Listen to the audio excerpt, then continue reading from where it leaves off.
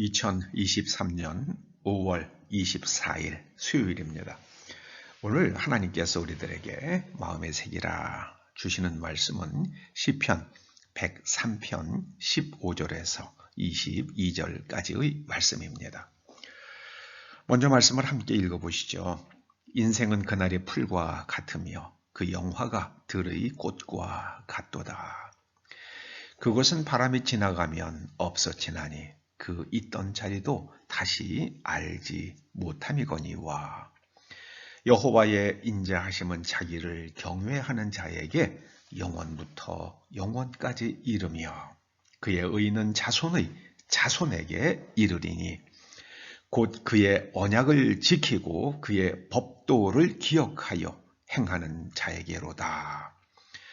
여호와께서 그의 보좌를 하늘에 세우시고 그의 왕권으로 만유를 다스리시도다. 능력이 있어 여호와의 말씀을 행하며 그의 말씀의 소리를 듣는 여호와의 천사들이여 여호와를 송축하라. 그에게 수종들며 그의 뜻을 행하는 모든 천군이여 여호와를 송축하라. 여호와의 지으심을 받고 그가 다스리시는 모든 곳에 있는 너희여 여호와를 송축하라. 내 영혼아 여호와를 송축하라.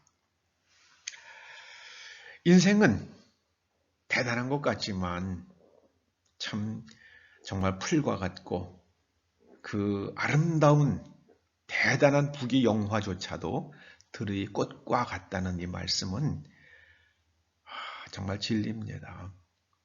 그래서 사람은 겸손해야만 합니다. 내가 지금 돈과 권력이 있다고 그래서요, 그 거들먹거리며 이상한 짓 하면 안 되죠. 나라를 통째로 일본에 팔아먹은 고종,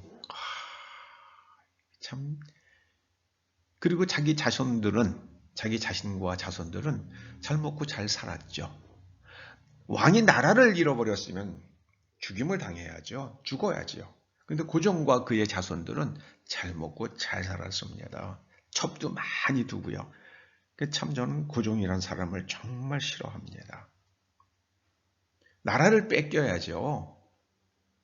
근데 고종은 나라를 팔아먹었잖아요. 참 슬픈 일이죠. 슬픈 일입니다.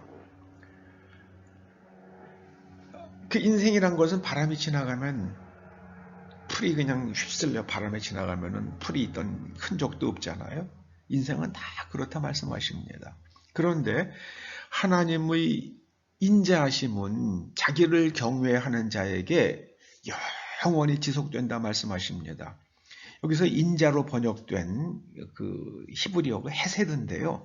이 헤세드라는 것은, 이 헤세드라는 말은요, 언약 안에서 베푸시는 은총입니다. 언약 바깥으로 나가면 그 은총은 없는 거예요.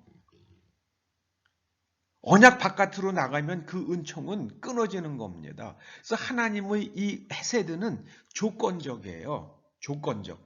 언약 안에 있을 때만 유효한 은총입니다.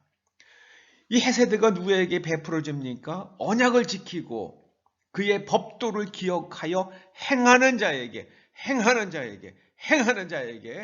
베풀어지는 은총이 바로 인자 헤세드입니다. 그런데 그 튤립이라고 하는 게 있죠. 네, 튤립이요.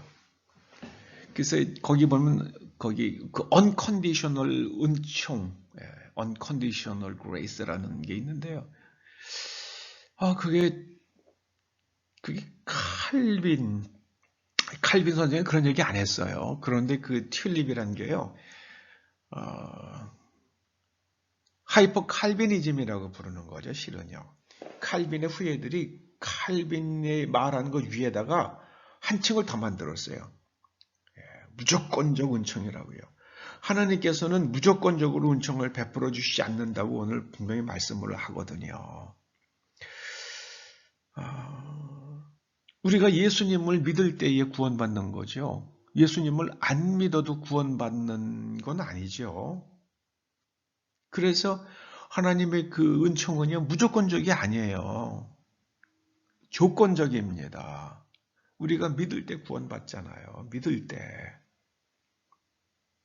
그래서 일단 뭐 한번 교리로 만들어지고 나면요, 거기에 다른 소리 하면 뭐 이단이다 그러니까는요, 제가 말 조심하겠습니다. 그것까지 하겠습니다.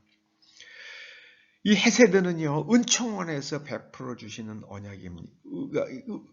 언약 안에서 베풀어 주시는 은총입니다. 그런 사람에게는요, 이 천사들조차도 다 호의적으로 우리들에게 작동이 됩니다. 그래서 하나님께서 우주를 통치하시고 만유를 다스리시잖아요. 그래서 이 하나님의 법도를 지키면은요, 자연 현상이 인간과 잘 호흡합니다. 그런데 하나님의 말씀을 벗어나면은요, 지진이 내리고 지진이 일어나고요, 우박이 쏟아지고요, 재앙이 일어난다고요. 자연에서 자연의 질서가 흔들린다고요. 올 여름에 7월 달에 한국에도 뭐 어마어마한 비가 올 거라고 기상학자들이 얘기합니다. 그런데 우리가 하나님의 말씀에 순종하며 기도하면은요, 그것이 이 한반도 땅이 감당할 만큼만 비가 올 줄로 믿습니다. 여러분, 그렇게 기도하십시다. 비가 내린다 하더라도 한반도 이 땅의 그 제방들과 댐들이 감당할 만큼만 비를 내려주십시오 하고 기도하십시다. 지금 뭐 유럽에서 그냥 비 오고 뭐 남미에서 우박 쏟아지고 그래서 난리도 아닌데요. 우리는 하나님의 말씀 앞에 무릎 꿇어서 우리의 영혼이, 우리의 지성이, 우리의 정신세계가, 내면 구조가, 가치체계가 하나님의 말씀과 일치되어서 자연현상이 우리 이 땅에 감당할 만큼만 자연현상들이 일어나도록 그렇게 기도할 수 있기를 주의 이름으로 축원합니다. 그러면은 이 땅이 더 기름져지고 식물이 더 잘 자라고 그 다음에 비어있던 댐들이 다 물로 가득 차고요. 그런 축복들이 일어나기를 주님 앞에 기도하시기 바랍니다. 그것이 바로 하나님의 헤세드예요. 누구에게 헤세드가 일어나는가? 그 헤세드가 주어지는가? 언약을 지키고 그의 법도를 기억하여 행하는 자에게 주여 믿습니다. 그리고 행동을 보면은요, 안 믿는 사람하고 똑같이 살아가는 사람들이 너무나 많아요. 그 하나님의 헤세드는 깨집니다. 그런 사람에게 하나님의 헤세드는 작동하지 않습니다. 말만 하는 사람에게는 하나님의 헤세드가 작동하지 않습니다. 하나님의 헤세드는 그의 언약을 지키고 그의 법도를 기억하여 행하는 사람에게 베풀어 줍니다. 우리가 죄를 사함받는 것은요, 예수님께서 내 죄를 대신해서 십자가에서 죽으셨다는 그 사실, 그 하나님 성경의 선포를 수용하고 믿는 사람에게 죄사함을 허락하세요. 여러분, 죄사함을 허락하시는 거하고 하나님의 헤세드가 베풀어지는 거하고 동의어가 아닙니다. 그것을 하나로 짬뽕하지 마세요. 이제 그 죄의 책벌에서는 우리가 벗어났지만 하나님의 자비하심과 인자하심은 우리의 내면 구조가 하나님의 말씀으로 재구조화될 때에 일어납니다.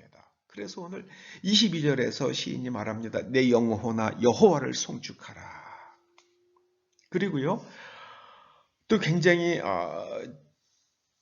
중요한 말씀이 있죠. 17절에 보면은요, 그의 의는 자손의 자손에게 이르리니, 하나님의 헤세드가 우리들에게 작동하기 시작을 하면은요, 하나님께서 우리의 내면 구조를 바꿔주세요. 성령께서 오셔서 우리의 내면 구조를 바꿔주십니다. 재구조화해 주세요. 그래서 우리가 하나님의 언약 안에 머물면 하나님의 영이 우리를 자꾸 변경시켜 주십니다. 바꿔주세요. 재구조화해 주십니다. 그게 바로 하나님의 채닥하는 자손에게 이른다는 말씀의 의미입니다. 아무쪼록 우리의 전 내면 구조와 정신세계와 가치체계가 하나님께 완전히 무릎을 꿇어서 하나님의 헤세드가 우리에게 작동하고 우리의 내면 구조가 재구조화되고요. 우리의 자손들도 내면 구조가 재구조화되어서 하나님의 복주심이 흘러넘치기를 주의 이름으로 축원합니다. 기도하시죠. 아버지 하나님, 우리의 내면 구조가 하나님의 말씀으로 재구조화될 수 있도록